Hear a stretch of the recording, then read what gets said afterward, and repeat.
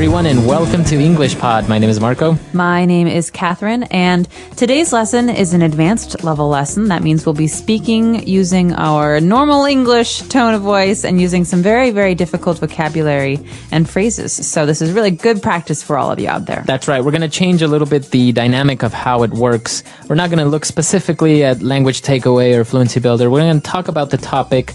We are going to pick out a couple of different words and phrases that are used in the dialogue, but we're mainly going to just have a conversation, and you can just listen and study a little bit of what we're saying.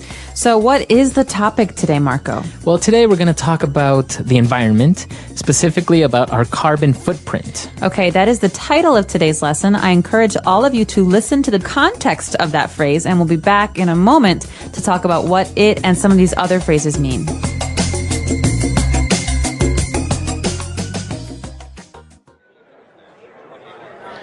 So what's your guys' take on all this global warming hysteria in the media? It's pretty serious, man. There have been tons of scientific studies, and the scientific community says that the Earth is heating up. We need to make some drastic changes to our lifestyle if we want to preserve our planet. I don't know. It sounds like a bunch of mumble jumble if you ask me. The Earth will save itself. It survived worse disasters in the past. I mean, honestly, we live in the boonies. There's no way anyone here is ever going to walk or bike to work, especially in the winter. And we have no bus system. My house is 40 years old, and it would take a lot of money to get it refitted to be green and energy efficient. Well, I don't really know if I believe in global warming either, or whether or not it was our doing or a natural change the Earth is going through. But you have to admit that we're living pretty irresponsibly here in the West. I guess. I think the issue at hand is sustainability. We've only got this one Earth we can live on, and our resources are quickly disappearing because of our own carelessness and our inability to think of anyone but ourselves and anything but the present. So, like I was saying, we need to change the way we live. We need to reduce our carbon footprint. But it doesn't have to be that drastic. Hybrid vehicles and solar panels are too expensive to be feasible right now. And we don't have to be hippies living off the land and buying everything organic either. Though it helps. I carpool to work every day with some buddies of mine. I have a rain barrel outside my house I use to water my plants and my lawn in the summer. And I make sure I always bring reusable bags with me when I get my groceries. And we just started using biodegradable plastic made from corn oil for takeout orders at my family's restaurant. Remember the 3 R's? Reduce, reuse, recycle. Exactly. It's just small, simple changes. Like buying energy-saving light bulbs, starting a compost bin, recycling bottles and papers, using reusable water bottles, stop using disposable cups and cutlery. Like the ones we're drinking out of? Yeah. All right, we're back. So, as you probably guessed, carbon footprint, it's pretty easy. You're talking about a footprint is the evidence you leave if you're walking on sand, for example. Exactly. And if we talk about carbon, we're talking about the element, right? Mm-hmm. Carbon.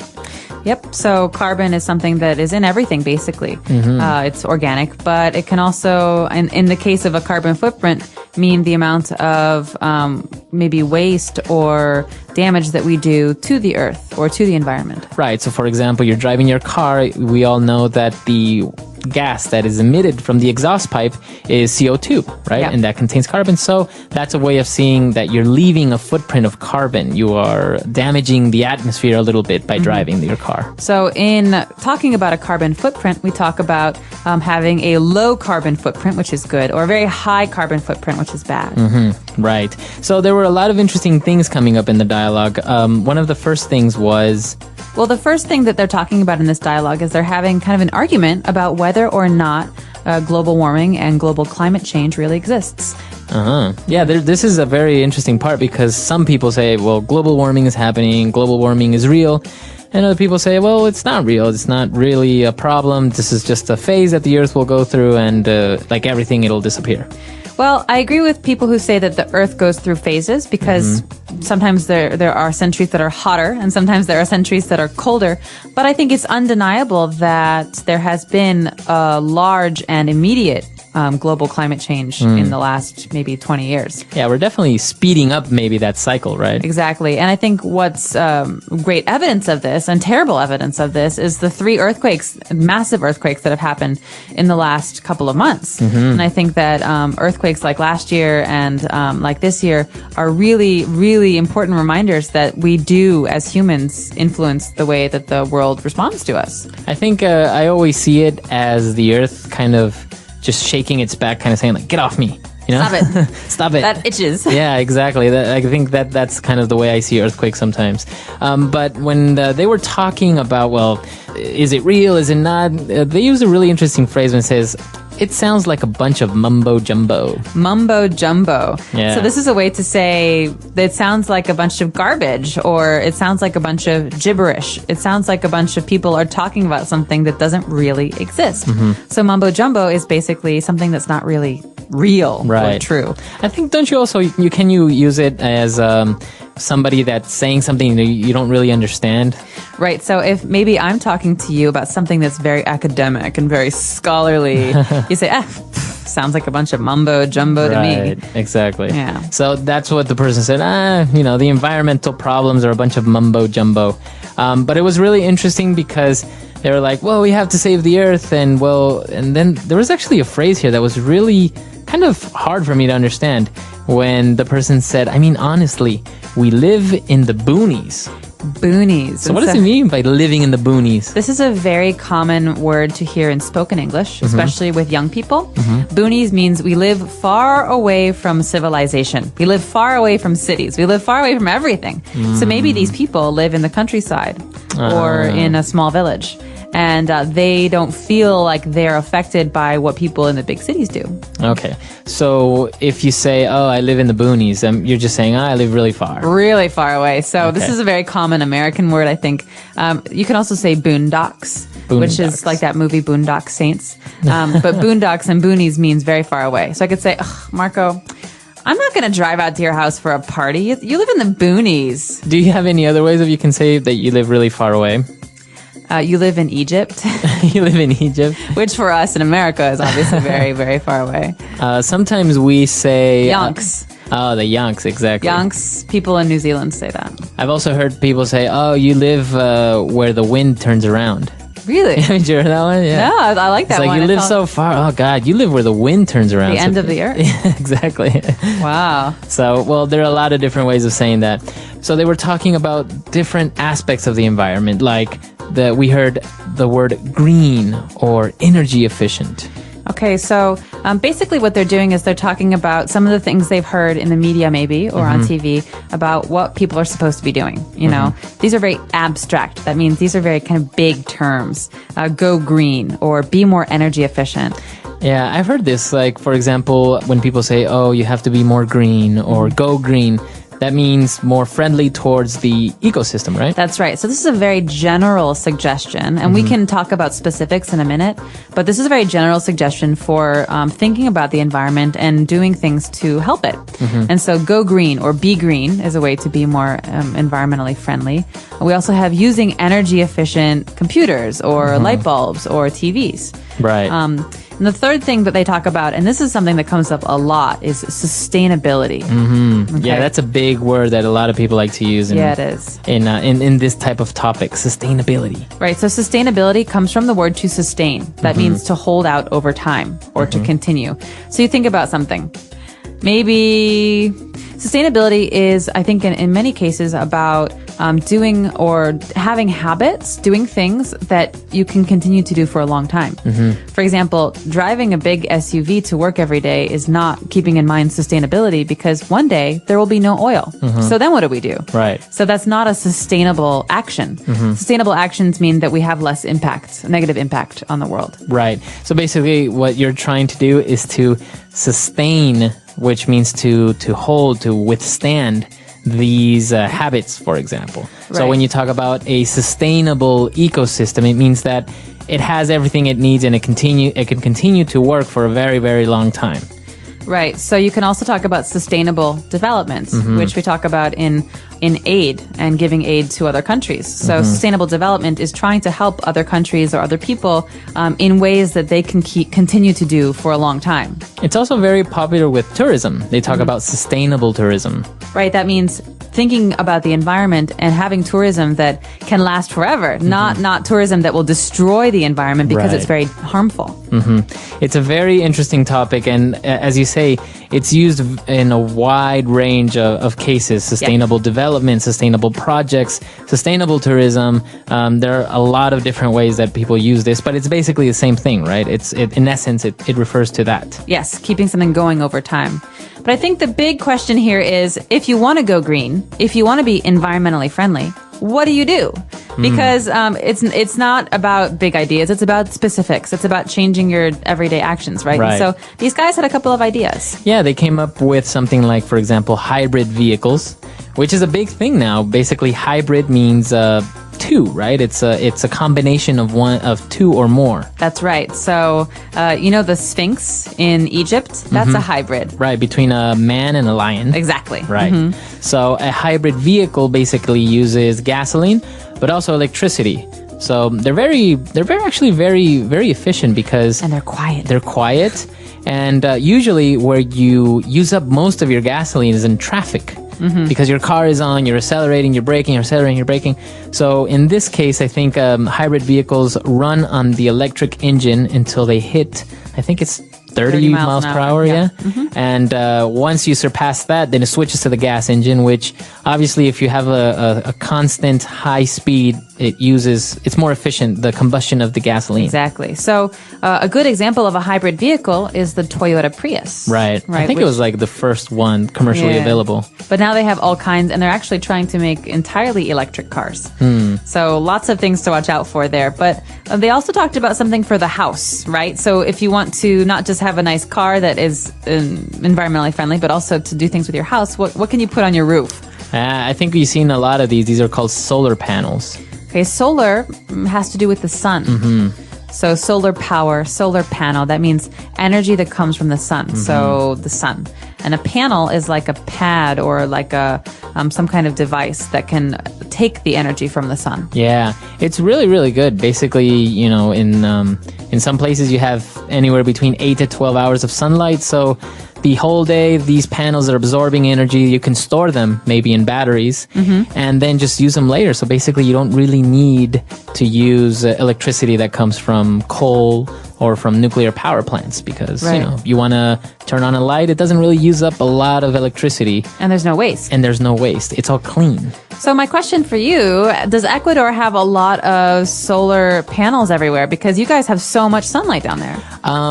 We don't really have a lot of them. It's not a big commercial thing yet, but there are a lot of projects going around to help implement these things a lot better. For example, taking these technologies to the countryside where people don't have access to electricity by means of cables, right?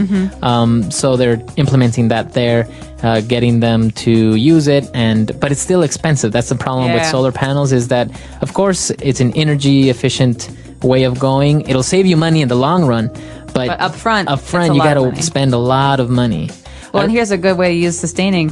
If someone in the countryside has solar panels in their house, it's a self-sustaining way to produce energy. Exactly. You don't have to depend on another place or a person.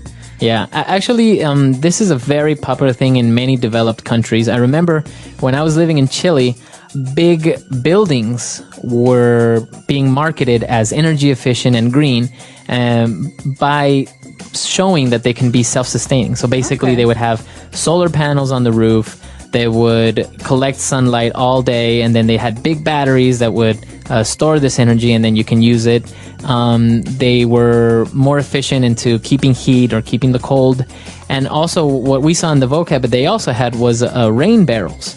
So basically collecting water from the rain, and then they can use this water obviously through a filtering system in order to be able to drink it or to wash your clothes and stuff. But basically, they would say that it could reduce your carbon footprint by more than 50%, and also the amount of money you would spend, because you wouldn't spend so much money on water, you wouldn't spend so much money on electricity or gas and things like this. That's awesome. Well, one of the biggest concerns as far as environmentalism is water.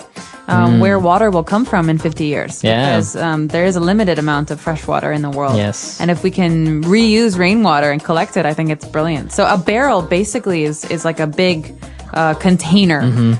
It's circular. It's like a circle, and it stands up on the ground or on a roof. And it's brilliant because if you have a rain barrel that collects all this rain and you have solar panels, basically you don't need gas or electricity to take a warm shower. You just have the solar panels that can heat up the rain barrel water, and there you have a warm water. You have a warm so shower. Nice. You have sun-kissed warmth, and you have like fresh rainwater. And Yeah.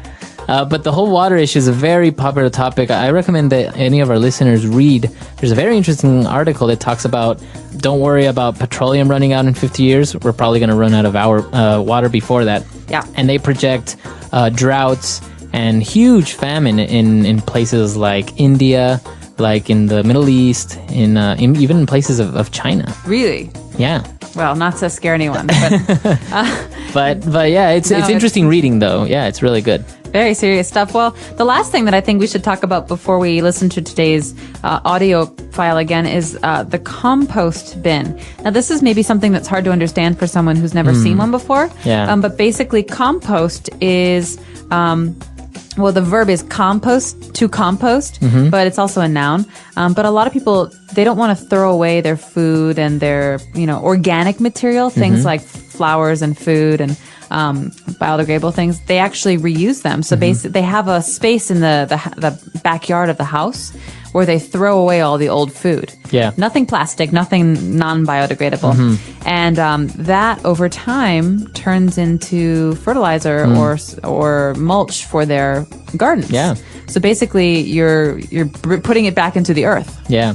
No, this is a very good option. And I remember seeing that even in Brazil, they have huge compost bins or compost places that they fill up with this garbage, and obviously things that decompose start to emit methane gas. Yeah. So they've found a way to harness this gas, transport it through tubes, and start using it. So actually having gas stoves with this methane gas. That's brilliant. So you can get two uses, Right. fertilizer and methane gas. Yeah, Very so smart. there are a lot of options there to go green, to do your part to help the earth. Wow. So let's listen again to the dialogue that we had today. Hopefully we've cleared up some of the things that were confusing for you, and we'll be back in just a moment.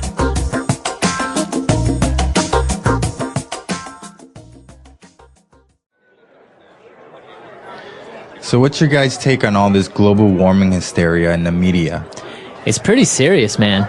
There have been tons of scientific studies, and the scientific community says that the Earth is heating up. We need to make some drastic changes to our lifestyle if we want to preserve our planet. I don't know. It sounds like a bunch of mumbo jumbo if you ask me. The Earth will save itself. It survived worse disasters in the past. I mean, honestly, we live in the boonies. There's no way anyone here is ever going to walk or bike to work, especially in the winter. And we have no bus system. My house is 40 years old, and it would take a lot of money to get it refitted to be green and energy efficient. Well, I don't really know if I believe in global warming either, or whether or not it was our doing or a natural change the Earth is going through. But you have to admit that we're living pretty irresponsibly here in the West. I guess. I think the issue at hand is sustainability. We've only got this one Earth we can live on, and our resources are quickly disappearing because of our own carelessness and our inability to think of anyone but ourselves and anything but the present. So, like I was saying, we need to change the way we live. We need to reduce our carbon footprint. But it doesn't have to be that drastic. Hybrid vehicles and solar panels are too expensive to be feasible right now. And we don't have to be hippies living off the land and buying everything organic either, though it helps. I carpool to work every day with some buddies of mine. I have a rain barrel outside my house I use to water my plants and my lawn in the summer, and I make sure I always bring reusable bags with me when I get my groceries. And we just started using biodegradable plastic made from corn oil for takeout orders at my family's restaurant. Remember the 3 R's? Reduce, reuse, recycle. Exactly. It's just small, simple changes, like buying energy-saving light bulbs, starting a compost bin, recycling bottles and papers, using reusable water bottles, stop using disposable cups and cutlery. Like the ones we're drinking out of? Yeah.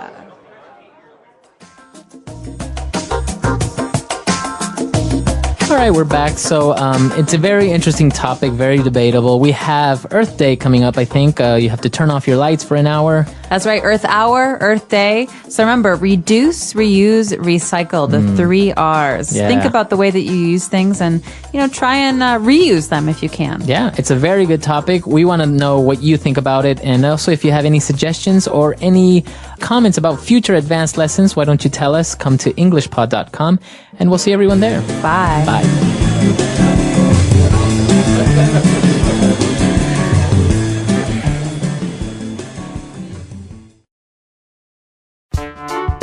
The English Pod Audio Review. Listen to the meaning, then say the vocabulary word. Unintelligible or incomprehensible language. Mumbo jumbo. Gain heat or get hot. Heat up. Maintain in safety from injury, peril, or harm. Preserve. Rural, country, or jungle. Boonies. Keep in existence and maintain. Sustainability. Sudden and severe. Drastic. Capable of being done with means at hand. Feasible. Add new parts. Refit. Prepare and equip for additional use. Refit. Available source of wealth. Resource. Share the car with others to work. Carpool. Let's try that faster. Sudden and severe. Drastic. Capable of being done with means at hand. Feasible. Maintain in safety from injury, peril, or harm. Preserve. Prepare and equip for additional use. Refit. Unintelligible or incomprehensible language. Mumbo jumbo. Share the car with others to work. Carpool. Rural, country, or jungle. Boonies. Keep in existence and maintain. Sustainability. Available source of wealth. Resource. Gain heat or get hot. Heat up. Add new parts. Refit. Now say the word and hear it in a sentence. Mumbo jumbo.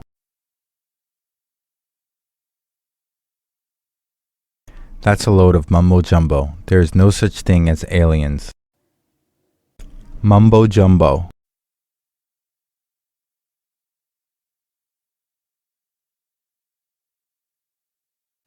That's a bunch of mumbo jumbo. You guys like each other and get along well together, so you should at least try one date. Mumbo jumbo.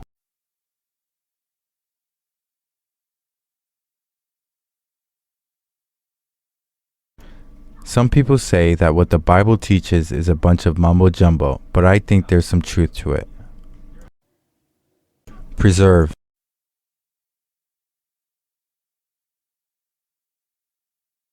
By living responsibly, we can preserve our planet for generations to come.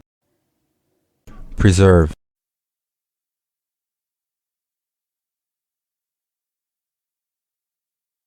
If you don't start preserving your relationship with your sister now, I'm afraid it will only get worse.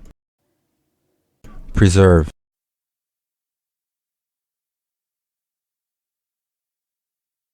This historical building has been preserved since the 19th century. Refit.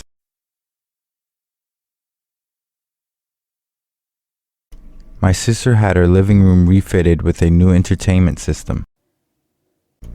Refit.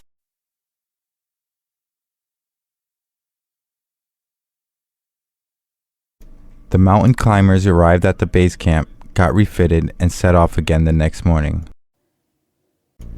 Refit.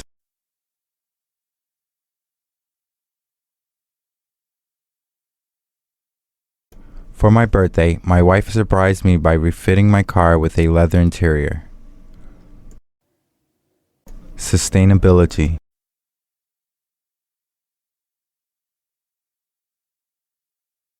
Sustainability consists of living one's life in a way that sustains the earth. Sustainability.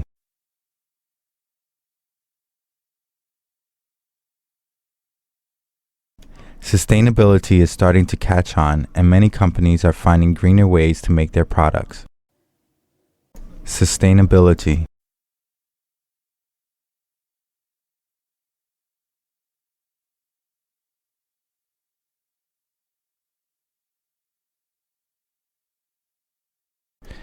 This store is all about sustainability. They sell clothes made from organic materials, purses made from recycled aluminum and plastic, as well as notebooks made with recycled paper. Resource.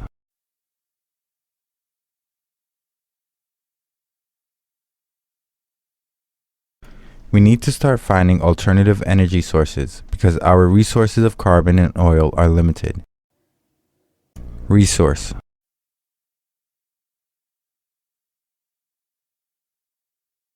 The way we are living is rapidly depleting many of our natural resources.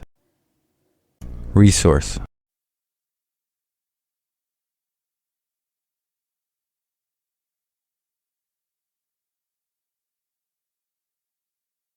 Solar electrical device connected solar cells and wind turbines are becoming more and more common because they are renewable resources in order to produce electricity.